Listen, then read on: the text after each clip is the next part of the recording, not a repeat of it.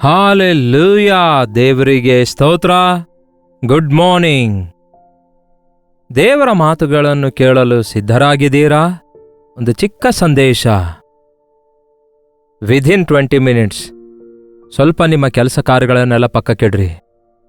ಸ್ವಲ್ಪ ಹೊತ್ತು ದೇವರ ವಾಕ್ಯ ಧ್ಯಾನ ಮಾಡಿ ಅದನ್ನು ಮನಸ್ಸಲ್ಲಿಟ್ಕೊಳ್ರಿ. ದಿನವಿಡೀ ಆಶೀರ್ವದಿಸಲ್ಪಡ್ತೀರಿ. ಬನ್ನಿ ಚಿಕ್ಕ ಪ್ರಾರ್ಥನೆ ಮಾಡೋಣ. ಪರಿಶುದ್ಧ ದೇವರೇ, ನಿಮಗೆ ವಂದನೆಗಳು. ನಿಮ್ಮ ಮಾತುಗಳು ನಮಗೆ ಜೀವ ಕೊಡುತ್ತವೆ. ನಿಮ್ಮ ಮಾತುಗಳು ನಮಗೆ ಮಾರ್ಗ ತೋರಿಸುತ್ತವೆ. ನಿಮ್ಮ ಮಾತುಗಳೇ ನಮಗೆ ಜ್ಞಾನೋದಯವನ್ನುಂಟು ಮಾಡ್ತವೆ. ನಿಮ್ಮ ಮಾತುಗಳು ನಮಗೆ ಜೀವದ ಬುಗ್ಗೆಯಾಗಿರುವುದರಿಂದ ನಮ್ಮ ಹೃದಯದೊಳಗೆ ದಿಕ್ಸೂಚಿಯಾಗಿದ್ದು ಯಾವ ದಿಕ್ಕಿಗೆ ಹೋಗಬೇಕೆಂದು, ಏನು ಮಾಡಬೇಕೆಂದು ನಿಮ್ಮ ಮಾತುಗಳು ಕಲಿಸುತ್ತವೆಂದು ನಂಬುತ್ತೇವೆ. ಮಾತಾಡಿರೆಂದು ಕ್ರಿಸ್ತನ ನಾಮದಲ್ಲಿ ಬೇಡುತ್ತೇನೆ ತಂದೆಯೇ, ಆಮೇನ್. ಹೌದು ಪ್ರಿಯರೇ, ನಾವು ಕೇಳುತ್ತಿರುವ ದೇವರ ಮಾತುಗಳೆಲ್ಲ ನಮ್ಮ ಹೃದಯದಲ್ಲಿ ಇಟ್ಟುಕೊಳ್ಳುವುದಾದರೆ ನಾವು ದಾರಿ ತಪ್ಪಲಾರದಂತೆ ಆ ಮಾತುಗಳೇ ನಮ್ಮನ್ನು ನಡೆಸುತ್ತವೆ. ಹಾಗಾದರೆ ಹೇಗಿದ್ದೀರಿ? ಚೆನ್ನಾಗಿದ್ದೀರಾ? ಒಂದಲ್ಲ ಒಂದು ಕೊರತೆ ಪ್ರತಿ ಮನುಷ್ಯನಿಗೆ ಕಾಡಿಸಿ ಪೀಡಿಸುತ್ತಲೇ ಇದೆ. ಕೆಲವರಿಗೆ ಉದ್ಯೋಗಗಳಿಲ್ಲ, ಕೆಲವರಿಗೆ ಆರೋಗ್ಯ ಸರಿಯಾಗಿಲ್ಲ, ಕೆಲವರಿಗೆ ಬರಬೇಕಾದ ಸಂಬಳ ಬರಲಿಲ್ಲ, ಮತ್ತೆ ಕೆಲವರಿಗೆ ಮಕ್ಕಳೇ ಆಗಲಿಲ್ಲ, ಮತ್ತೆ ಕೆಲವರಿಗೆ ವಿವಾಹವೇ ಆಗುತ್ತಾ ಇಲ್ಲ. ಈ ರೀತಿ ಎಷ್ಟೋ ವೆರೈಟೀಸ್ ಆಫ್ ಪ್ರಾಬ್ಲಮ್ಸ್ಗಳು, ಅಂದರೆ ಒಬ್ಬ ಮನುಷ್ಯನಿಗೆ ಎಷ್ಟು ವಿಧವಾದ ಶೋಧನೆಗಳು, ವ್ಯಾಧಿಗಳು, ಬಾಧೆಗಳು, ನೋವುಗಳು, ಇಕ್ಕಟ್ಟುಗಳು, ಕಷ್ಟಗಳು ಇರುತ್ತವೆ ಎನ್ನುವುದು ನಾನು ಬಹಳ ಚೆನ್ನಾಗಿ ಅರಿತಿದ್ದೇನೆ. ಯಾಕೆಂದರೆ ವಾಕ್ಯ ಕೇಳುವಂತಹ ನಿಮ್ಮಂಥವರಲ್ಲಿ ಪ್ರಪಂಚದಾದ್ಯಂತ ಇರುವ ಅನೇಕ ಜನರು ತಮ್ಮ ತಮ್ಮ ಮನವಿಗಳನ್ನು ಯೇಸು ಬಿಡುಗಡೆ ಮಾಡುತ್ತಾರೆ ಎಂಬ ನಂಬಿಕೆಯೊಂದಿಗೆ ನಮಗೆ ವಾಟ್ಸಪ್ ಮೆಸೇಜ್ಗಳ ಮೂಲಕ ತಿಳಿಯಪಡಿಸ್ತಿದ್ದಾರೆ. ಜಸ್ಟ್ ಇಮ್ಯಾಜಿನ್, ಒಂದು ದಿನಕ್ಕೆ 2,000 ವಾಟ್ಸಪ್ ಮೆಸೇಜಸ್ಗಳಲ್ಲಿ ಎಷ್ಟು ವಿಧವಾದ ಸ್ಥಿತಿಗತಿಗಳಲ್ಲಿರುವಂತಹ ವ್ಯಕ್ತಿಗಳು ಎಂತಹ ಬಾಧೆಯಲ್ಲಿದ್ದಾರೆ ಎಂಬುದನ್ನು ಗುರುತಿಸಿದಾಗ ನಾವು ಅಂಥವರಿಗಾಗಿ ಭಾರದಿಂದ ಪ್ರಾರ್ಥಿಸ್ತಿದ್ದೇವೆ. ನಾನು ವೈಯಕ್ತಿಕವಾಗಿ ಪ್ರಾರ್ಥಿಸ್ತಿದ್ದೇನೆ. ಕೆಲವರು ಪ್ರತ್ಯೇಕವಾಗಿ ಟೀಮ್ ಆಗಿ ಪ್ರಾರ್ಥಿಸ್ತಿದ್ದಾರೆ. ಸಭೆಯೆಲ್ಲ ಸೇರಿ ನಾವು ಉಪವಾಸ ಪ್ರಾರ್ಥನೆಯಲ್ಲಿ ಅಂಥವರನ್ನು ಜ್ಞಾಪಕ ಮಾಡಿಕೊಳ್ತಿದ್ದೇವೆ. ಒಂದಲ್ಲ ಒಂದು ಬಾಧೆಯಿಂದ ಪ್ರತಿಯೊಬ್ಬರೂ ತಳಮಳಗೊಳ್ಳುತ್ತಿದ್ದಾರೆ. ಈ ಬಾಧೆಯಿಂದ ಯಾವಾಗ ನಮಗೆ ಬಿಡುಗಡೆ ದೊರಕುತ್ತದೆ ಎಂದು ಕಾದು ಎದುರು ನೋಡ್ತಿದ್ದಾರೆ. ನಾನು ಹೇಳಲಿಚ್ಛಿಸುವುದೇನೆಂದರೆ, ವ್ಯಾಧಿಯುಳ್ಳವನು ನಾನು ಆರೋಗ್ಯ ಹೊಂದಬೇಕೆಂದು ಕಾದಿರ್ತಾನೆ. ಉದ್ಯೋಗವಿಲ್ಲದವನು ನನಗೆ ಯಾವಾಗ ಪೋಸ್ಟಿಂಗ್ ಸಿಗುತ್ತೆ ಎಂದು ಎದುರು ನೋಡ್ತಿರ್ತಾನೆ. ಹೌದಲ್ಲವೇ? ಈ ರೀತಿ ಒಂದು ವಿಷಯವಲ್ಲ, ಎಷ್ಟೋ ವಿಷಯಗಳ ಬಗ್ಗೆ ನಾವು ಹೇಳಬಹುದು. ಮಕ್ಕಳಾಗದೇ ಇದ್ದಂಥವ್ರು, ಅಯ್ಯೋ ಇಷ್ಟು ವರ್ಷಗಳಾದರೂ ನಮಗಿನ್ನೂ ಮಕ್ಕಳೇ ಆಗಲಿಲ್ಲವಲ್ಲ ಎನ್ನುವಂಥದ್ದು ಈ ದಿನ ಒಂದು ತೀರಲಾರದ ಬಾಧೆಯಾಗಿ ಆ ಗಂಡ ಹೆಂಡತಿಯರಿರುವಂಥದ್ದನ್ನು ಗಮನಿಸುತ್ತಿದ್ದೇವೆ. ಆದರೆ ಅದೇನೋ ಈ ದಿನಮಾನಗಳಲ್ಲಿ because of the air pollution, ಆರೋಗ್ಯ ಇಲ್ಲದಂತಹ ಪರಿಸ್ಥಿತಿಗಳ ನಿಮಿತ್ತವೋ, ಇವುಗಳಿಂದ ಬಹಳಷ್ಟು ಜನ ವಿವಾಹವಾದ ನಂತರ ಗರ್ಭಧರಿಸುತ್ತಾ ಇಲ್ಲ. ಪುತ್ರ ಸಂತಾನವು ಯೆಹೋವನಿಂದ ಬಂದ ಸ್ವಾಸ್ಥ್ಯವೂ ಗರ್ಭಫಲವೂ ಆತನ ಬಹುಮಾನವೇ. ಗಂಡ ಹೆಂಡತಿಯವರು ತಮ್ಮಷ್ಟಕ್ಕೆ ತಾವು ಸಂಪಾದಿಸಿಕೊಳ್ಳುವಂಥದ್ದಲ್ಲ. ಬೇರೆ ಯಾರು ಮಕ್ಕಳನ್ನು ಕೊಡ್ಲಿಕ್ಕಾಗಲ್ಲ, ಅದು ದೇವರು ಮಾತ್ರವೇ ಕೊಡಬಲ್ಲನು. ಅದೊಂದು ಅದ್ಭುತವಾದ ಸೃಷ್ಟಿ. ತಾಯಿಯ ಗರ್ಭದಲ್ಲಿ ಮಗು ಹೇಗೆ ಬೆಳೆಯುತ್ತದೆ ಎಂದು ಯಾರಿಗೂ ಗೊತ್ತಿಲ್ಲ. ಎಷ್ಟು ಅದ್ಭುತವಾಗಿ ದೇವರು ಸಂತಾನ ಉತ್ಪತ್ತಿಯನ್ನು ಉಂಟು ಮಾಡಿದ್ದಾರೆ ನೋಡಿ. ಕೆಲವರು ದೇವರಿಗೆ ಬೇಡಿಕೊಳ್ಳಲಾರದೆ ಮಕ್ಕಳನ್ನು ಹಡೆಯುತ್ತಾ ಇದ್ದಾರೆ. ಇನ್ನು ಕೆಲವರು ಬೇಡಿಕೊಂಡು ಆಯಾಸಗೊಂಡು ಮಕ್ಕಳಾಗಲಾರ್ದಕ್ಕೆ ನಿರಾಶರಾಗ್ತಿದ್ದಾರೆ.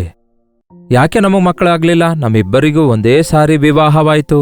ನಮ್ಮ ತಂಗಿಗೆ ಮಕ್ಕಳಾದವು, ನನಗೆ ಮಕ್ಕಳಾಗಲಿಲ್ಲ. ನಮ್ಮ ಮನೆ ಪಕ್ಕದ ಹುಡುಗನಿಗೆ ಮದುವೆ ಆದವು, ಆದರೆ ನಮ್ಮ ಮಗನಿಗೆ ಮಕ್ಕಳೇ ಆಗಲಿಲ್ಲ ಎಂದು ಈ ದಿನ ಬಹಳ ಜನ ಕುಗ್ಗಿ ಹೋಗ್ತಿದ್ದಾರೆ. ಇನ್ನೊಂದು ವಿಷಯವೇನೆಂದರೆ, ಬಹಳಷ್ಟು ಜನ ಮಕ್ಕಳಿಲ್ಲದಂಥವರು ಅಯ್ಯೋ ನಮಗೆ ಮಕ್ಕಳ ಆಗಲಿಲ್ಲವಲ್ಲ ಎಂದು ಆ ಗಂಡ ಹೆಂಡತಿ ಪಡುವ ಬಾಧೆಗಿಂತಲೂ ನೆರೆಹೊರೆಯವರು ಇನ್ನು ಮಕ್ಕಳಾಗಲಿಲ್ಲವೋ ಎಂದು ಕೇಳಿದಾಗ ದುಃಖದಲ್ಲಿ ಕೊರಗಿರುವಂತಹ ಸ್ಥಿತಿಯಲ್ಲಿಯೇ ಉಳುಕೊಳ್ತಾ ಇದ್ದಾರೆ. ಮಕ್ಕಳಾಗಬೇಕಾದಾಗ ದೇವರಿಗೆ ಬೇಡಿಕೊಳ್ಳಿರಿ. ಆ ರೀತಿ ಬೇಡಿಕೊಂಡಾಗ ನಂಬಿಕೆಯಿಡಿರಿ ಹಾಗೂ ಕಾದುಕೊಂಡಿರಿ. ಆತನ ಪ್ರಣಾಳಿಕೆ ನಿಮ್ಮ ವಿಷಯದಲ್ಲಿ ಏನಾಗಿದೆ ಎಂದು ಅರಿತುಕೊಳ್ಳಿರಿ. ಕೆಲವರು ಎಷ್ಟೇ ಪ್ರಾರ್ಥಿಸಿದರೂ ಕೂಡ ಅವರಿಗೆ ಮಕ್ಕಳಾಗದೇ ಇರುವಂಥದ್ದನ್ನು ನಾನು ಗಮನಿಸಿದ್ದೇನೆ ಪ್ರಿಯರೇ. ನಂಬಿಕೆಯಿಂದ 15 ವರ್ಷ 20 ವರ್ಷ ಪ್ರಾರ್ಥನೆ ಮಾಡಿದ್ರೂ ಸಹ ಒಳ್ಳೆ ಭಕ್ತಿ ಉಳ್ಳಂಥವರು ಹಾಗೂ ನಂಬಿಕೆ ಉಳ್ಳಂಥವರು ಕೂಡ ಮಕ್ಕಳಾಗದೇ ಇರುವುದನ್ನು ನೋಡಿದಾಗ ಇದು ಯಾಕೆ ಹೀಗೆ ಎಂಬ ಪ್ರಶ್ನೆ ಬರುತ್ತೆ. ಆದರೆ ದೇವರ ಪ್ರಣಾಳಿಕೆ ಮತ್ತೊಂದಾಗಿರುತ್ತೆ ಅಂಥವರ ವಿಷಯದಲ್ಲಿ. ಒಬ್ಬ ಪಾಸ್ಟರ್ ಅಮ್ಮ ಅವರು ನನಗೆ ಚೆನ್ನಾಗಿ ಗೊತ್ತು. ಬ್ರದರ್, ನಿಮಗೆ ಮಕ್ಕಳಾಗಿಲ್ಲವೆಂದು ನೀವು ಬಾಧೆ ಪಡಬೇಡ್ರಿ ಅಂದಾಗ ನಾನ್ಯಾಕೆ ಬಾಧೆ ಪಡಲಿ? ನನ್ನ ಹೆಂಡತಿಗೆ ನಾನೊಬ್ಬ ಮಗುವಾಗಿದ್ದೇನೆ, ನನ್ನ ಹೆಂಡತಿ ನನಗೊಂದು ಮಗಳಾಗಿದ್ದಾಳೆ, ನಾವೇ ಮಕ್ಕಳಂತೆ ಆಡಿಕೊಳ್ತೇವೆ ಎಂದು ಸಂತೃಪ್ತಿಗೊಂಡ್ರು. ಮಾತ್ರವಲ್ಲ, ಮಕ್ಕಳ ಮಧ್ಯದಲ್ಲಿ ಸೇವೆ ಮಾಡ್ತಿದ್ದೇವೆಂದು ಹೆಮ್ಮೆಯಿಂದ ಹೇಳಿಕೊಂಡ್ರು. ಹಾಗಾದರೆ ಯಾರ ವಿಷಯದಲ್ಲಿ ದೇವರು ಯಾವ ನಿರ್ಣಯ ಮಾಡಿಕೊಂಡಿದ್ದಾರೆಂದು ನಾವು ಅರಿತುಕೊಳ್ಳಲಿಕ್ಕಾಗೋದಿಲ್ಲ. ಆದರೆ ಕರ್ತನ ಬಳಿಯಲ್ಲಿ ಪ್ರತಿಯೊಬ್ಬರ ವಿಷಯದಲ್ಲಿ ಒಂದು ಪ್ರಣಾಳಿಕೆ ಇದೆ.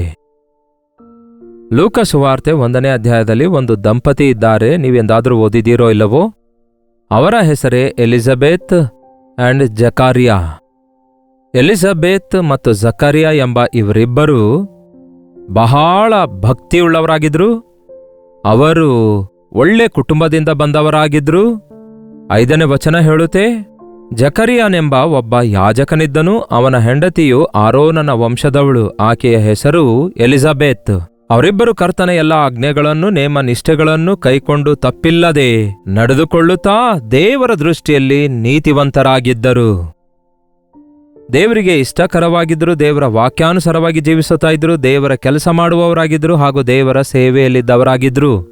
ಆದರೆ ಎಲಿಜಬೆತಳು ಬಂಜೆಯಾದದರಿಂದ ಅವರಿಗೆ ಮಕ್ಕಳಿರಲಿಲ್ಲ. ಇದಲ್ಲದೆ ಅವರಿಬ್ಬರು ದಿನ ಹೋದವರಾಗಿದ್ದರು, ಅಂದರೆ ವೃದ್ಧರಾಗಿದ್ರು. ಅಯ್ಯಯ್ಯೋ, ಇಷ್ಟೊಂದು ದೇವರಿಗೆ ಪ್ರೀತಿಸಿ ದೇವರ ಸೇವೆ ಮಾಡಿದ್ರೆ ನಮಗೇ ಮಕ್ಕಳಾಗ್ಲಿಲ್ವಲ್ಲವೇ? ನಮಗೆ ಎಲ್ಲರೂ ದೇವರ ಸೇವೆ ಮಾಡ್ತಾ ಇದ್ದೀರಲ್ಲವೇ? ದೇವರನ್ನು ನಂಬಿದ್ದೀರಲ್ಲವೇ? ದೇವರ ಮಕ್ಕಳಾಗಿದ್ದೀರಲ್ಲವೇ? ದೇವರ ಚಿತ್ತದಲ್ಲಿಯೇ ದೇವರು ನಮ್ಮನ್ನು ಒಂದುಗೂಡಿಸಿದ್ದಾರೆಂದು ಹೇಳಿದಿರಲ್ಲವೇ? ಮತ್ತೆ ನಿಮಗೆ ಯಾಕೆ ಮಕ್ಕಳಿಲ್ಲ ಎಂದು ಜನರು ನಮಗೆ ಕೇಳುವಾಗ ಅದು ಬಹಳ ಕಷ್ಟವಾಗಿರುತ್ತದಲ್ಲವೇ? ಇಲ್ಲಿ ಇವರು ಹಾಗೆಯೇ ವೃದ್ಧರಾಗುತ್ತಾರೆ. ಆದರೆ ಇವರು ದೇವರ ಮೇಲೆ ಬೇಸರಗೊಂಡದಾಗಲಿ, ದೇವರ ವಿರುದ್ಧ ತಿರುಗಿ ಬಿದ್ದದಾಗಲಿ, ದೇವರ ಕೆಲಸ ನಿಲ್ಲಿಸಿದ್ದಾಗಲಿ ಮಾಡಲಿಲ್ಲ. ಆದರೆ ದೇವರ ತಕ್ಕ ಸಮಯದಲ್ಲಿ ನಮಗೆ ಮೇಲನ್ನೇ ಮಾಡುತ್ತಾರೆ ಎಂದು ಅವರು ನಂಬಿದ್ರು. ದೇವರು ಒಂದು ಮಾತನ್ನು ಅವರಿಗೆ ಹೇಳ್ತಾರೆ. ಅಲ್ಲೇ ನೋಡಿ 20ನೇ ವಚನದಲ್ಲಿ, ಈ ನನ್ನ ಮಾತು ತಕ್ಕ ಸಮಯದಲ್ಲಿ ನೆರವೇರುವುದು. ನನ್ನ ಮಾತುಗಳು ಅಂದರೆ ನನ್ನ ಮಾತಲ್ಲ ಪ್ರಿಯರೇ, ದೇವರ ಮಾತುಗಳು. ದೇವರ ಮಾತುಗಳು ತಕ್ಕ ಕಾಲದಲ್ಲಿ ನೆರವೇರುವವು. ಮಾತು ಕೊಟ್ಟರೆ ಆತನು ನೆರವೇರಿಸುವ ದೇವರಾಗಿದ್ದಾರೆ.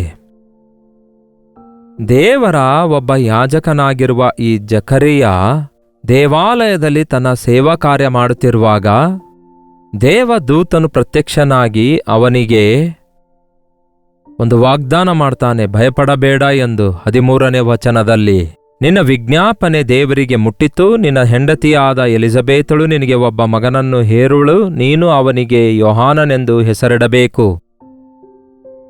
ಎಷ್ಟೇ ಪ್ರಾರ್ಥನೆ ಮಾಡಿದ್ರೂ ದೇವರು ಪ್ರಾರ್ಥನೆ ಕೇಳಿಲ್ಲ ಎಂದು ಗುಣಗುಟ್ಟುವ ದಂಪತಿಗಳೇ ಕೇಳಿರಿ, ದೇವರು ನಿಮ್ಮ ಪ್ರಾರ್ಥನೆ ಕೇಳಿದ್ದಾರೆ. ನೀವು ಮಾಡಿದ ಎಲ್ಲಾ ಪ್ರಾರ್ಥನೆಗಳಿಗೆ ದೇವರು ತಕ್ಕ ಸಮಯದಲ್ಲಿ ಉತ್ತರ ಕೊಟ್ಟೇ ಕೊಡುತ್ತಾರೆ. ದಯವಿಟ್ಟು ಕುಗ್ಗಿ ಹೋಗಬೇಡಿರಿ. ಮಕ್ಕಳಷ್ಟೇ ಆಗುವ ವಿಷಯದಲ್ಲಿ ಅಲ್ಲ, ಉದ್ಯೋಗ ವಿಷಯದಲ್ಲಿ, ಮದುವೆ ಆಗುವ ವಿಷಯದಲ್ಲಿ, ಅನಾರೋಗ್ಯದ ವಿಷಯದಲ್ಲಾಗಲಿ, ಮತ್ತೆ ಬೇರೆ ಏನೇ ವಿಷಯದಲ್ಲಾಗಲಿ, ನಿಮಗೆ ಮನೆ ಕಟ್ಟಿಕೊಳ್ಬೇಕೆಂಬ ಆಸೆ ಇರುವಾಗ ಅವಸರಪಟ್ಟು ಯಾಕೆ ಲೋನ್ ಮಾಡಿ ಮನೆ ಕಟ್ತೀರಿ ಹೇಳಿ? ತಕ್ಕ ಸಮಯದಲ್ಲಿ ದೇವರು ಸಮಸ್ತವನ್ನು ನೆರವೇರಿಸುತ್ತಾರೆ. ಜಕರಿಯನಿಗೆ ದೂತನು ಹೇಳ್ತಾನೆ, ನಿನ್ನ ವಿಜ್ಞಾಪನೆ ಮುಟ್ಟಿತು, ನಿನ್ನ ಹೆಂಡತಿಯಾದ ಎಲಿಜಬೆತಳು ನಿನಗೆ ಒಬ್ಬ ಮಗನನ್ನು ಹೇರುವಳು. ಆದರೆ ಅವರು ಬಹುಕಾಲದ ವೃದ್ಧರಾಗಿದ್ದರೆಂದು ಬೈಬಲ್ನಲ್ಲಿದೆ. ಅವರು ಬಹಳ ವೃದ್ಧರಾಗಿದ್ರು, ಅಂದರೆ ಆ ಅಬ್ರಾಮ ಸಾರಳ ಹಾಗೆ ದಿನ ತುಂಬಿದಂತಹ ವೃದ್ಧರಾಗಿದ್ರೇನೋ ಗೊತ್ತಿಲ್ಲ. ಮಕ್ಕಳಿಗೆ ಜನ್ಮ ಕೊಡಲಾರದಂತಹ ಸ್ಥಿತಿಯಲ್ಲಿದ್ದಂತಹ ವೃದ್ಧರು ಅವರಾಗಿದ್ದರು ಪ್ರಿಯರೇ. ಆದರೆ ಅದ್ಭುತ ಮಾಡುವಂತಹ ದೇವರು, ಮಹತ್ಕಾರ್ಯ ಮಾಡುವಂತಹ ದೇವರು, ಅವನಿಗೊಂದು ವಾಗ್ದಾನ ದೇವರು ಮಾಡ್ತಾರೆ. ನಿನ್ನ ಹೆಂಡತಿ ಗರ್ಭಿಣಿಯಾಗುತ್ತಾಳೆ, ಆಕೆ ನಿನಗೆ ಒಬ್ಬ ಮಗನನ್ನು ಹೇರುವಳು. ಖಚಿತವಾಗಿ ದೂತನು ಹೇಳ್ತಾನೆ, ಒಬ್ಬ ಮಗನನ್ನು ಹೇರುವಳು, ನೀನು ಅವನಿಗೆ ಯೋಹಾನನೆಂದು ಹೆಸರಿಡಬೇಕು. ಅದಕ್ಕೆ ಜಕರಿಯ ಏನ್ ಹೇಳ್ತಾನೆ ನೋಡ್ರಿ, ಇದೇ ಅಧ್ಯಾಯದ 18ನೇ ವಚನದಲ್ಲಿ, ಇದನ್ನು ನಾನು ಯಾತರಿಂದ ತಿಳ್ಕೊಳ್ಳಲಿ? ನಾನು ಮುದುಕನು, ನನ್ನ ಹೆಂಡತಿಯು ದಿನ ಹೋದವಳು ಎಂದು ಹೇಳಿದಕ್ಕೆ ಆ ದೂತನು, ನಾನು ದೇವರ ಸನ್ನಿಧಿಯಲ್ಲಿ ನಿಲ್ಲುವ ಗಾಬ್ರಿಯೇಲನು ನಿನ್ನ ಕೂಡ ಮಾತಾಡಿ ಈ ಶುಭವರ್ತಮಾನವನ್ನು ನಿನಗೆ ತಿಳಿಸುವುದಕ್ಕಾಗಿ ನಾನು ಕಳಿಸಲ್ಪಟ್ಟಿದ್ದೇನೆ. ಈ ನನ್ನ ಮಾತು ತಕ್ಕ ಸಮಯದಲ್ಲಿ ನೆರವೇರುವುದು. ಆದರೆ ನೀನು ಅದನ್ನು ನಂಬದೇ ಹೋದದರಿಂದ ಅದೆಲ್ಲ ಸಂಭವಿಸುವ ದಿನದವರೆಗೂ ಮಾತನಾಡಲಾರದೆ ಮೂಕನಾಗಿರುವಿ ಎಂದು ಹೇಳಿದನು. ಅನುಮಾನ ಪಡಬಾರದು ಪ್ರಿಯರೇ. ದೇವರು ಕೊಟ್ಟ ಮಾತಿನ ವಿಷಯದಲ್ಲಿ ದೇವರು ಕೊಟ್ಟ ವಾಗ್ದಾನಗಳು ಇವೆಯಾ ನಿಮ್ಮ ಹತ್ತಿರ? ಆ ವಾಗ್ದಾನ ಯಾಕೆ ಇನ್ನೂ ನೆರವೇರಿಲ್ಲ? ಇನ್ನೊಂದು ಹೊಸ ವರ್ಷದಲ್ಲಿ ಸೇರ್ಲಿಕ್ಕಿದೆಯೋ, ಆದರೆ ವಾಗ್ದಾನ ನೆರವೇರಿಲ್ಲ ಎಂದು ಚಿಂತಿಸ್ತಾ ಇದ್ದೀರಾ? ಈ ವರ್ಷದ ಅಂತ್ಯದಲ್ಲಿ ದೇವರು ನಿಮಗೆ ಉತ್ತರ ಕೊಡ್ತಾರೆ. ನಿಮ್ಮ ವಾಗ್ದಾನ ದೇವರ ಮುಂದೆ ಇಟ್ಟು ನಂಬಿರಿ. ನನಗೆ ಕೊಡ್ತೇನೆಂದು ಹೇಳಿದ್ದೀರಿ, ಕೊಡಿರಿ ದೇವರೇ. ಆಶೀರ್ವದಿಸ್ತೇನೆಂದು ಹೇಳಿದ್ದೀರಿ, ಆಶೀರ್ವದಿಸಿರಿ ದೇವರೇ. ನನ್ನನ್ನು ದರ್ಶಿಸುತ್ತೇನೆಂದು ಹೇಳಿದಿರಿ, ದರ್ಶಿಸಿರಿ ದೇವರೇ. ನನಗೆ ಸ್ವಸ್ಥಪಡಿಸ್ತೇನೆಂದಿದ್ದೀರಿ, ಸ್ವಸ್ಥಪಡಿಸಿರಿ ದೇವರೇ. ನಿಮ್ಮ ಪ್ರಾರ್ಥನೆ ಪರಲೋಕದಲ್ಲಿ ಕೇಳಿಸಲ್ಪಡುವವರೆಗೂ ಪ್ರಾರ್ಥನೆ ಮಾಡಿ. ನಿಮ್ಮ ಪ್ರಾರ್ಥನೆ ಕೇಳುವ ದೇವರು ನಿಮ್ಮನ್ನು ಬಿಡಿಸುತ್ತಾರೆ, ನಿಮಗೆ ಉತ್ತರ ಕೊಡ್ತಾರೆ. ನೀವು ನಂಬದೇ ಹೋದರೆ ಮತ್ತು ನಿಮ್ಮ ಅಪನಂಬಿಕೆ ಇತರರಿಗೆ ಅಂಟಿಕೊಳ್ಳಲಾರದಂತೆ. ಆ ಜಕರನಿಗೆ ಏನಾಯ್ತೋ ಗೊತ್ತಿಲ್ಲ ಪ್ರಿಯರೇ. ಅವನು ಆ ದೇವರ ಸನ್ನಿಧಿಯಿಂದ ಹೊರಗೆ ಹೋಗುವಾಗ ಮೂಕನಾಗುತ್ತಾನೆ. ಒಳಗಡೆ ಏನಾಯ್ತು ಎನ್ನುವುದಾದರೆ ಹೇಳುವುದಕ್ಕಾಗಿ ಅವನಿಗೆ ಆ ಬಾಯಿ ಅವನು ಬಿಚ್ಚಲಿಕ್ಕಾಗಲಿಲ್ಲ, ಮೌನಿಯಾಗಿದ್ದ. ದೇವರ ಕಾರ್ಯಗಳನ್ನು ನಂಬದೇ ಇರುವಂಥವರು ಮೌನಿಯಾಗಿರೋದು ಒಳ್ಳೆಯದು. ದೇವರು ವಾಗ್ದಾನ ಮಾಡಿದ್ದಾರೆ, ಆದರೆ ಇದು ಹೇಗೆ ನೆರವೇರುತ್ತೆ ಎಂದು ಅಪನಂಬಿಕೆಯಿಂದ ಮಾತಾಡಿದ್ರೆ ನಿಮಗೇನು ಮೇಲುಂಟಾಗಲ್ಲ. ದೇವರನ್ನು ನಂಬಿದಾಗ ಅದು ಅಸಾಧ್ಯವಾಗಿದ್ರೂ ಕೂಡ, ಅದು ಎಂಥದೇ ಪರಿಸ್ಥಿತಿಯಲ್ಲಿ ವಾಸಿಯಾಗಲಾರದಂಥದ್ದಾಗಿದ್ರೂ ನಂಬಿಕೆಯುಳ್ಳವರಾಗಿ ಮಾತ್ರ ಇರಿ. ದೇವರು ತಕ್ಕ ಕಾಲದಲ್ಲಿ ತನ್ನ ವಾಗ್ದಾನವನ್ನು ನೆರವೇರಿಸ್ತಾರೆ. ಮಾತು ಕೊಟ್ಟಂತಹ ದೇವರು ನೆರವೇರಿಸಿದರು. ಎಲಿಜಬೆತಳು ತಿಳಿದುಕೊಳ್ಳುತ್ತಾಳೆ, ತಾನು ಗರ್ಭಿಣಿಯಾಗಿದ್ದೇನೆಂದು ತಿಳಿದುಕೊಂಡಾಗ ಅವಳು ಎಷ್ಟೋ ಆಶ್ಚರ್ಯಪಡ್ತಾಳೆ. ಅವಳು ದೇವರನ್ನು ಸ್ತುತಿಸುತ್ತಾಳೆ. ಅವಳು 5 ತಿಂಗಳುಗಳವರೆಗೂ ಇತರರ ಕಣ್ಣಿಗೆ ಕಾಣಿಸಿಕೊಳ್ಳದಂತೆ, ನಾನು ಗರ್ಭಿಣಿ ಅಂತ ಹೇಳಿದ್ರೆ ನಗುತ್ತಾರಲ್ಲವೇ, ಗೇಲಿ ಮಾಡ್ತಾರಲ್ಲವೇ, ಅದಕ್ಕಾಗಿಯೇ ಅವಳು 5 ತಿಂಗಳುಗಳವರೆಗೂ ತನ್ನನ್ನು ಯಾರಿಗೂ ತೋರಿಸಿಕೊಳ್ಳಲಿಲ್ಲ. ಈ ದಿನಗಳಲ್ಲಿ ನೋಡಿ, ನಾನು ಗರ್ಭಿಣಿ ಅಂತ ಹೇಳಿಕೊಳ್ಳುವುದಕ್ಕೆ ಕೆಲವರಿಗೆ ಭಯ ಆಗುತ್ತೆ. ಗರ್ಭಿಣಿ ಆದ ಮೇಲೆ ಕೆಲವರು ಮಿಸ್ಕ್ಯಾರೇಜ್ ಆಗ್ತಾ ಇದ್ದಾರೆ. 1 ತಿಂಗಳಲ್ಲಿ, 2 ತಿಂಗಳಲ್ಲಿ, 3, 4, ಕೆಲವರು 5 ತಿಂಗಳಲ್ಲೂ ಆಗ್ತಿದ್ದಾರೆ. ಅದಕ್ಕೆ ಬಹಳಷ್ಟು ಜನ ಹೇಳಿಕೊಳ್ಳಲು ಕೂಡ ಭಯಪಡ್ತಿದ್ದಾರೆ. ಹೇಳಿಕೊಳ್ಳುವುದಕ್ಕಾಗಿ ಆಲೋಚಿಸ್ತಿದ್ದಾರೆ. ಒಳ್ಳೆಯದೇ, ನೀವು ಗರ್ಭಧರಿಸಿದಾಗ ಆ ವಿಷಯವನ್ನು ದೇವರ ಮುಂದೆ ಆ ವಿಷಯವನ್ನಿಟ್ಟು ಕೃತಜ್ಞತೆಯುಳ್ಳವರಾಗಿ, ನಿಮ್ಮ ಸ್ವಂತ ಮನೆಯವರಿಗೆ ಬೇಕಾದರೆ ಅದನ್ನು ತಿಳಿಯಪಡಿಸಿಕೊಂಡವರಾಗಿ, ನನ್ನ ಗರ್ಭದಲ್ಲಿರುವ ಮಗು ಒಳ್ಳೆ ಆಕಾರದಲ್ಲಿ ಒಳ್ಳೆ ಬಲದಿಂದ ಬೆಳೆಯುವ ಹಾಗೆ ದೇವರೇ ನಮ್ಮನ್ನು ಆಶೀರ್ವದಿಸಿರಿ ಎಂದು ತಂದೆ ತಾಯಿಗಳಾಗಿ ನೀವು ಪ್ರಾರ್ಥಿಸುವುದು ಬಹಳ ಅವಶ್ಯಕವಾಗಿದೆ. ಬಹಳಷ್ಟು ಜನ ಬಂದು ಹೇಳ್ತಾರೆ, ಈಗ 8 ತಿಂಗಳಿನ ಗರ್ಭಿಣಿಯಾಗಿದ್ದಾಳೆ, ಆದರೆ ಮಗು ಸರಿಯಾಗಿ ಬೆಳೆಯಲಿಲ್ಲ, ಮಗುವಿನ ತೂಕ ಕಡಿಮೆ ಇದೆ ಅಂತೆ. ಅವರೇ ಪ್ರಾರ್ಥಿಸಿರಿ ಎಂದು 8ನೇ ತಿಂಗಳಲ್ಲಿ ಕೇಳ್ತಾರೆ. ಆದರೆ 1ನೇ ತಿಂಗಳಿನಿಂದಲೇ ನೀವು ಪ್ರಾರ್ಥನೆ ಮಾಡಿರಿ. ಬೇಕಾದರೆ ನಿಮಗಾಗಿ ಪ್ರಾರ್ಥಿಸುವಂಥವರಿಗೆ ಆ ಮನವಿಯನ್ನು ತಿಳಿಯಪಡಿಸಿರಿ. ಅಪನಂಬಿಕೆ ಮಾತ್ರ ಇಡಬಾರದು. ದೇವರು ತನ್ನ ವಾಗ್ದಾನ ನೆರವೇರಿಸ್ತಾರೆ. ದೇವರು ಮಾಡಿರುವ ವಾಗ್ದಾನವನ್ನು ನಂಬಿರಿ. ತಕ್ಕ ಸಮಯದಲ್ಲಿ ಸುಂದರವಾದ ಮಗುವಿಗೆ ಜನ್ಮ ಕೊಡ್ತೀರಿ. ಯಾರೂ ನಂಬಲಿಲ್ಲ. ಜಕರಿಯ ಎಲಿಜಬೆತ್ ಅವರಿಗೆ ವೃದ್ಧಾಪ್ಯದಲ್ಲಿ ಒಬ್ಬ ಮಗನು ಹುಟ್ಟುತ್ತಾನೆಂದು, ಆ ಮಗನು ಒಬ್ಬ ವಿಶೇಷ ವ್ಯಕ್ತಿಯಾಗಿರುತ್ತಾನೆಂದು ದೇವರು ಮಾತು ಕೊಟ್ಟ ಪ್ರಕಾರವೇ ಸ್ನಾನಿಕನಾದ ಯೋಹಾನನು ಅವನ ಹೆಸರಿಡಲಾಗುತ್ತೆ ಮತ್ತು ಅವನು ಜನಿಸುತ್ತಾನೆಂದು ಯಾರೋ ಅಂದುಕೊಳ್ಳಲಿಲ್ಲ. ಏನ್ ಹೆಸರಿಡಬೇಕು ಎಂದು ಕೇಳಿದಾಗ ಆಗ ಆ ತಂದೆ ಒಂದು ಫಲಕ ತೆಗೆದುಕೊಂಡು ಬನ್ನಿ ಅಂದಾಗ ಹೆಸರು ಯೋಹಾನನು ಎಂದು ಆ ಫಲಕದ ಮೇಲೆ ಬರೆದಾಗ ಅವನ ಬಾಯಿ ತೆರೆಯಿತು. ಆಗ ಯೋಹಾನನು ಎಂದು ಹೇಳ್ತಾನೆ. ನನಗೂ ಗೊತ್ತು ಪ್ರಿಯರೇ, ಯೋಹಾನನು ಎಷ್ಟು ಶ್ರೇಷ್ಠನಾದನು ಗೊತ್ತಾ? ಅಷ್ಟೊಂದು ಭಕ್ತರಾಗಿರುವ ದಂಪತಿಗಳಿಗೆ ಅಷ್ಟೊಂದು ವೃದ್ಧಾಪ್ಯದಲ್ಲಿ ಹುಟ್ಟಿರುವಂತಹ ಅವರ ಮಗನು ಹೇಗೆ ಬೆಳೆದನು ಗೊತ್ತಾ? ಆ ವೃದ್ಧರು ಕೂಡ ಅವನಿಗೆ ಬೆಳೆಸಿರುವುದಾದರೆ ಎಷ್ಟರ ಮಟ್ಟಿಗೆ ಆ ದೇವರ ಅಭಿಷೇಕ ಅವನ ಮೇಲಿತ್ತು ಗೊತ್ತಾ? ಆ ಯೋಹಾನನು ದೇವರಿಗೋಸ್ಕರ ಎಷ್ಟರ ಮಟ್ಟಿಗೆ ಜೀವಿಸಿದನು ಎಂದು ನೋಡುವುದಾದರೆ, ಅಬ್ಬಾ, ದೇವರ ಪ್ರಣಾಳಿಕೆಗಳು ಎಷ್ಟು ದೊಡ್ಡದಾಗಿವೆ ಎಂದು ಮತ್ತು ಎಷ್ಟರ ಮಟ್ಟಿಗೆ ತಂದೆ ತಾಯಿಗಳನ್ನು ದೇವರು ಸಿದ್ಧ ಮಾಡಿದಾರೆಂದು ಆ ಮಗುವಿಗೆ ಅವರು ಜನ್ಮ ಕೊಟ್ಟಾಗ ನಾವು ಅದನ್ನು ನೋಡಿ ಗುರುತಿಸಬಲ್ಲೆವು. ಸ್ನಾನಿಕನಾದ ಯೋಹಾನನು ಯೇಸುವಿಗಿಂತಲೂ 6 ತಿಂಗಳು ದೊಡ್ಡವನು. ಅಂದರೆ ಎಲಿಜಬೆತಳು 6 ತಿಂಗಳು ಗರ್ಭಿಣಿಯಾಗಿದ್ದಾಗ ಮರಿಯಳು 3 ತಿಂಗಳಿನ ಗರ್ಭಿಣಿಯಾಗಿದ್ದಳು. ಯೇಸುವಿಗೆ ಮಾರ್ಗ ಸರಾಗ ಮಾಡುವುದಕ್ಕಾಗಿ ಮೊದಲೇ ಅದನ್ನು ಕೋರಿಕೊಂಡಿದ್ದೇನೆ ಎಂದು ಹೇಳಿರುವ ಯೋಹಾನನು ಅರಣ್ಯದಲ್ಲಿ ವಾಕ್ಯ ಪ್ರಕಟಿಸಿದಾಗ ಅನೇಕ ಜನರು ಅವನ ಬಳಿಗೆ ಹೋಗಿ ದೇವರ ಕಡೆಗೆ ತಿರುಗಿದವರಾಗಿ ಮಾನಸಾಂತರ ಹೊಂದಿ ದೀಕ್ಷಾಸ್ನಾನ ಮಾಡಿಸಿಕೊಂಡ್ರು. ಯೇಸುವೇ ಹೇಳಿದ್ದಾರೆ, ಸ್ತ್ರೀಯರಲ್ಲಿ ಹುಟ್ಟಿದವರಲ್ಲಿ ಯೋಹಾನನಿಗಿಂತಲೂ ಶ್ರೇಷ್ಠನು ಯಾರೂ ಇಲ್ಲ, ಹುಟ್ಟಲಿಲ್ಲ ಎಂದು ತಿಳಿಯಪಡಿಸಿದ್ದಾರೆ. ನಿಮ್ಮ ಮಕ್ಕಳಾಗೋದ್ರಲ್ಲಿ ತಡ ಆಗಿರೋದಾದ್ರೆ ಅದ್ಭುತವಾದ ಗಿಫ್ಟ್ ಕೊಡ್ತಾರೆ ದೇವರು. ಅವಸರ ಪಡಬೇಡ್ರಿ, ಅಡ್ಡದಾರಿ ಹಿಡಿಯಬೇಡಿ. ನಿಮಗೆ ದೇವರು ವಾಗ್ದಾನ ಕೊಟ್ರೆ ಅದನ್ನು ಹಿಡಿದುಕೊಳ್ರಿ. ಅದನ್ನು ಅಪನಂಬಿಕೆಯಿಂದ ಬಿಟ್ಟು ಬಿಡಬಾರದು. ದೇವರ ಮಾತುಗಳನ್ನು ಹಗುರವಾಗಿ ತೆಗೆದುಕೊಳ್ಬಾರ್ದು. ಆತನು ಮಾತು ಕೊಟ್ಟು ನೆರವೇರಿಸ್ತಾರೆ, ಅದ್ಭುತ ಕಾರ್ಯ ಮಾಡುತ್ತಾರೆ. ಈ ವರ್ಷದಲ್ಲಿ ಇನ್ನೂ ಆಗ್ಲಿಲ್ವಲ್ಲ ಎನ್ನುವಂಥದ್ದು ಅಂದುಕೊಳ್ಳೋದಾದ್ರೆ ಈ ವರ್ಷದಲ್ಲಿಯೇ ನಿಮಗೆ ಕೊಡಬೇಕೆಂದು ದೇವರು ಅಂದುಕೊಳ್ತಿದ್ದಾರೇನೋ. ಹಾಗಾಗಿ ನಂಬಿಕೆಯಿಂದ ಪ್ರಾರ್ಥಿಸಿರಿ. ಪ್ರಾರ್ಥನೆ. ಪರಿಶುದ್ಧ ದೇವರೇ, ಪ್ರೀತಿಯುಳ್ಳ ತಂದೆಯೇ, ನಿಮಗೆ ವಂದನೆಗಳು.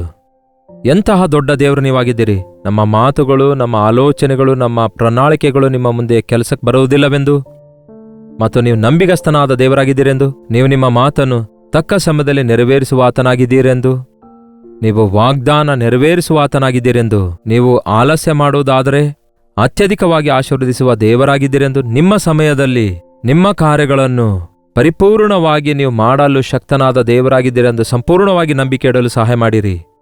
ಎಲ್ಲಾ ಸ್ಥಿತಿಗತಿಗಳಲ್ಲಿ ನಿಮ್ಮನ್ನು ನಂಬುವುದಕ್ಕಾಗಿಯೂ ನಿಮ್ಮಲ್ಲಿ ಕಾದು ಇರುವುದಕ್ಕಾಗಿಯೂ ನಿಮ್ಮ ಮೇಲುಗಳನ್ನು ಹೊಂದಿಕೊಂಡು ನಿಮ್ಮ ಸಾಕ್ಷಿಗಳಾಗಿ ನಿಮ್ಮನ್ನೇ ಮಹಿಮೆಪಡಿಸಲು ನಮ್ಮೆಲ್ಲರಿಗೂ ಸಹಾಯ ಮಾಡಿರೆಂದು ಕ್ರಿಸ್ತನ ನಾಮದಲ್ಲಿ ಬೇಡುತ್ತೇನೆ ತಂದೆಯೇ, ಆಮೇನ್. ತಂದೆಯಾದ ದೇವರ ಪ್ರೀತಿಯೂ ಮಗನಾಗಿರುವ ಕ್ರಿಸ್ತನ ಕೃಪೆಯೂ ಆದರಣೆಕರ್ತನಾದ ಪವಿತ್ರಾತ್ಮನ ಸಹವಾಸವು ಕೂಡಿ ಬಂದಿರುವ ನಮ್ಮೆಲ್ಲರ ಸಂಗಡ ಇಂದಿಗೂ ಸದಾಕಾಲಕ್ಕೂ ನೆಲೆಯಾಗಿರಲಿ. ಆಮೇನ್. ದೇವರಿಗೆ ಸ್ತೋತ್ರ. ನಿಮ್ಮ ಪ್ರಾರ್ಥನಾ ಮನವಿಗಳನ್ನು 8939731313 ನಂಬರ್ಗೆ, ಇತರ ದೇಶದಿಂದ ನೀವು ವೀಕ್ಷಿಸುವುದಾದರೆ ಕೊಡಲ್ಪಟ್ಟ ಇದೇ ನಂಬರ್ಗೆ ಒಂದು ಟೆಕ್ಸ್ಟ್ ಆಗಲಿ ಇಲ್ಲವೇ ವಾಯ್ಸ್ ಮೆಸೇಜ್ ಮುಖಾಂತರ ವಾಟ್ಸಪ್ ಕಳಿಸಿಕೊಡಿರಿ. ನಿಮಗಾಗಿ ನಾವು ಪ್ರಾರ್ಥಿಸ್ತಿದ್ದೇವೆ, ನೀವು ಕೂಡ ಪ್ರಾರ್ಥಿಸಿರಿ. ದೇವರು ನಿಮಗೆ ಅದ್ಭುತವಾದ ಉತ್ತರ ಕೊಟ್ಟಾಗ ಆ ವಿಷಯವನ್ನು ಕೂಡ ತಿಳಿಯಪಡಿಸಿರಿ. ಮತ್ತಷ್ಟು ಪ್ರೋತ್ಸಾಹಕರವಾಗಿ ದೇವರ ಸೇವೆ ಮುಂದುವರಿಸುವುದಕ್ಕಾಗಿ ನೀವು ನಮಗೆ ಸಹಕರಿಸಿ ಪ್ರೋತ್ಸಾಹಿಸಿದವರಾಗಿರ್ತೀರಿ. ಅನೇಕ ಬೇರೆ ಬೇರೆ ಭಾಷೆಗಳಲ್ಲಿ ಪ್ರಸಾರವಾಗುತ್ತಾ ಇರುವಂತಹ ನಮ್ಮ ಕಲ್ವರಿ ದರ್ಶನ ಎಂಬ ಟಿವಿ ಕಾರ್ಯಕ್ರಮಕ್ಕಾಗಿ ಪ್ರಾರ್ಥಿಸಿರಿ. ಇನ್ನು 50% ಆಫ್ ಇಂಡಿಯನ್ಸ್ಗೆ ಇನ್ನೂ ಅವರಿಗೆ ಸೆಲ್ಫೋನ್ ಫೆಸಿಲಿಟೀಸ್ ಇಲ್ಲದಕ್ಕಾಗಿ ಅವರು ಟಿವಿಯಲ್ಲಿಯೇ ವಾಕ್ಯ ಕೇಳ್ತಿದ್ದಾರೆ. ಭಾರಭರಿತವಾದ ಈ ಸೇವೆಯಲ್ಲಿ ನೀವು ಪಾಲುಗಾರರಾಗಲು ಇಚ್ಛಿಸುವುದಾದರೆ ಕೊಡಲ್ಪಟ್ಟ ನಂಬರಿಗೆ ದಯಮಾಡಿ ಸಂಪರ್ಕಿಸಬೇಕೆಂದು ಕೋರುತ್ತೇನೆ. ಹಾಗೆ ಪ್ರತಿದಿನ ಬೆಳಗ್ಗೆ 7 ಗಂಟೆಗೆ ಅನುದಿನದ ಧ್ಯಾನ ನಿಮಗೋಸ್ಕರವೇ ಯೂಟ್ಯೂಬ್ನಲ್ಲಿ ಪ್ರಸಾರ ಮಾಡ್ತಿದ್ದೇವೆ. ತಪ್ಪದೆ ವೀಕ್ಷಿಸಿರಿ. ಮಾತ್ರವಲ್ಲದೆ ಇತರರು ವೀಕ್ಷಿಸುವಂತೆ ಈ ಕಾರ್ಯಕ್ರಮ ಶೇರ್ ಮಾಡಿರಿ. ನಿಮ್ಮೆಲ್ಲರಿಗೆ ವಿಶೇಷವಾಗಿ ದೇವರು ವಾಕ್ಯದ ಮೂಲಕ ಮಾತಾಡ್ತಿದ್ದಾರೆ ಎಂದು ನಿಮ್ಮಲ್ಲಿ ಅನೇಕರು ತಿಳಿಸುತ್ತಾ ಇದ್ದೀರಿ. ಅದಕ್ಕಾಗಿ ದೇವರನ್ನು ಸ್ತುತಿಸುತ್ತೇನೆ. ಬರೀ ಕನ್ನಡದಲ್ಲಿ ಯೂಟ್ಯೂಬ್ ಚಾನಲ್ ಮಾತ್ರವಲ್ಲ, ಹಿಂದಿ, ತೆಲುಗು ಹಾಗೂ ಮಲಯಾಳಂ, ತಮಿಳ್ ಭಾಷೆಯಲ್ಲಿಯೂ ಈ ಚಾನಲ್ಸ್ ಇವೆ. ಪ್ರತಿದಿನ ಉದಯದಲ್ಲಿ ಈ ಅನುದಿನದ ಧ್ಯಾನ ಕನ್ನಡದಲ್ಲಿ ಮಾತ್ರವಲ್ಲ ಅನೇಕ ಭಾಷೆಗಳಲ್ಲಿ ಪ್ರಸಾರ ಮಾಡ್ತಿದ್ದೇವೆ. www.jaipal.org ಎಂಬ ನಮ್ಮ ವೆಬ್ಸೈಟ್ ಸಂಧಿಸಿರಿ. ಮತ್ತಷ್ಟು ಹೆಚ್ಚಿನ ವಿವರಗಳನ್ನು ತಿಳಿದುಕೊಳ್ಳಿರಿ. ಕರ್ತನ ಚಿತ್ತವಿರುವುದಾದರೆ ಮತ್ತೆ ನಾಳೆ ಇದೇ ಅನುದಿನದ ಧ್ಯಾನ ಎಂಬ ಕಾರ್ಯಕ್ರಮದಲ್ಲಿ ಮತ್ತೆ ಭೇಟಿಯಾಗೋಣ. ಅಲ್ಲಿವರೆಗೂ ದೇವರ ಮಹಾಕೃಪೆ ನಿಮ್ಮೆಲ್ಲರೊಂದಿಗಿರಲಿ. ಮುಂಬೈ ಸುತ್ತಮುತ್ತಲಿರುವವರೆಲ್ಲರಿಗೂ ಶುಭವಾರ್ತೆ. ಮತ್ತೊಂದು ಸಾರಿ ಡಿಸೆಂಬರ್ 10ನೇ ತಾರೀಕಿನಂದು ಒಂದು ವಿಶೇಷವಾದ ಪಾಸ್ಟರ್ಸ್ ಕ್ರಿಸ್ಮಸ್ ಮೀಟಿಂಗ್ನಲ್ಲಿ ವಾಕ್ಯ ಸಾರುವುದಕ್ಕಾಗಿ ಮುಂಬೈಗೆ ಬರ್ತಿದ್ದೇನೆ. ಎಲ್ಲರನ್ನು ಆಹ್ವಾನಿಸುತ್ತೇನೆ. ಯಾರು ಬೇಕಾದರೂ ಬರ್ಬೋದು. ಸಾಯಂಕಾಲ 6 ಗಂಟೆಯಿಂದ ರಾತ್ರಿ 10 ಗಂಟೆವರೆಗೂ ಮುಂಬೈನಲ್ಲಿನ ಮಾರ್ನಿಂಗ್ ಸ್ಟಾರ್ ಇಂಗ್ಲಿಷ್ ಸ್ಕೂಲ್ನಲ್ಲಿ ಧಾರಾವಿಯಲ್ಲಿ ನಡೆಯುವ ಈ ವಿಶೇಷವಾದ ಕ್ರಿಸ್ಮಸ್ ಮೀಟಿಂಗಿಗೆ ನಿಮ್ಮೆಲ್ಲರನ್ನು ಆಹ್ವಾನಿಸುತ್ತೇನೆ. ಬನ್ನಿರಿ, ನಮ್ಮ ಯೇಸುವಿನ ಜನನವನ್ನು ಜ್ಞಾಪಕ ಮಾಡಿಕೊಂಡು ಆತನಲ್ಲಿ ಆನಂದಿಸೋಣ. ಈ ವಿಷಯದಲ್ಲಿ ಹೆಚ್ಚಿನ ವಿವರ ಬೇಕಾದರೆ ಕೆಳಗೆ ಕೊಡಲ್ಪಟ್ಟ ನಂಬರ್ಗಳಿಗೆ ಕರೆ ಮಾಡಿರಿ, ಇಲ್ಲವೇ ಪಕ್ಕದಲ್ಲಿದ್ದ QR ಕೋಡ್ ಅನ್ನು ಸ್ಕ್ಯಾನ್ ಮಾಡಿರಿ.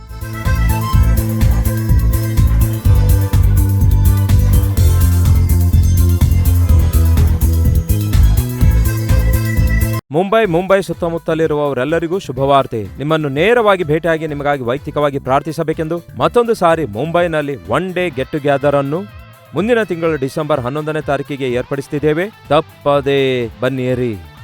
ಕಲ್ವರಿ ದರ್ಶನ ಟಿವಿ ಕಾರ್ಯಕ್ರಮದಿಂದಲೂ ಹಾಗೂ ಸೋಷಿಯಲ್ ಮೀಡಿಯಾದಿಂದಲೂ ಬಲಗೊಳ್ಳುವ ನಿಮ್ಮೆಲ್ಲರಿಗೆ ಮುಖಾಮುಖಿಯಾಗಿ ಭೇಟಿಯಾಗಿ ಪ್ರಾರ್ಥನೆ ಮಾಡುವುದಕ್ಕಾಗಿಯೂ ದೇವರ ವಾಕ್ಯ ಸಾರುವುದಕ್ಕಾಗಿಯೂ ನಾವೆಲ್ಲರೂ ಕೂಡಿ ಬರೋಣ. ರೆಹತೋರ್ ಮೆಮೋರಿಯಲ್ ಮೆಥೋಡಿಸ್ಟ್ ಚರ್ಚ್ನಲ್ಲಿ, ನೆನಪಿರಲಿ, ರೆಹತೋರ್ ಮೆಮೋರಿಯಲ್ ಮೆಥೋಡಿಸ್ಟ್ ಚರ್ಚ್ನಲ್ಲಿ, ಸ್ಟೇಷನ್ ರೋಡ್, ಪರೇಲ್, ಮುಂಬೈ. ಈ ವಿಷಯದಲ್ಲಿ ಹೆಚ್ಚಿನ ವಿವರ ಬೇಕಾದರೆ 8939393939 ನಂಬರಿಗೆ ಕರೆ ಮಾಡಿರಿ, ಇಲ್ಲವೇ QR ಕೋಡ್ ಅನ್ನು ಸ್ಕ್ಯಾನ್ ಮಾಡಿರಿ. ಒಂದೇ ಸೆಷನ್ ಇರುತ್ತೆ ಪ್ರಿಯರೇ. ಈ 1 ಡೇ ಗೆಟ್ ಟುಗೆದರ್ ಸಾಯಂಕಾಲ 6 ಗಂಟೆಯಿಂದ ರಾತ್ರಿ 10 ಗಂಟೆವರೆಗೂ ಇರುತ್ತೆ. ತಪ್ಪದೇ ಬನ್ನಿರಿ. ದೈವ ಆಶೀರ್ವಾದ ಹೊಂದಿಕೊಳ್ಳಿರಿ.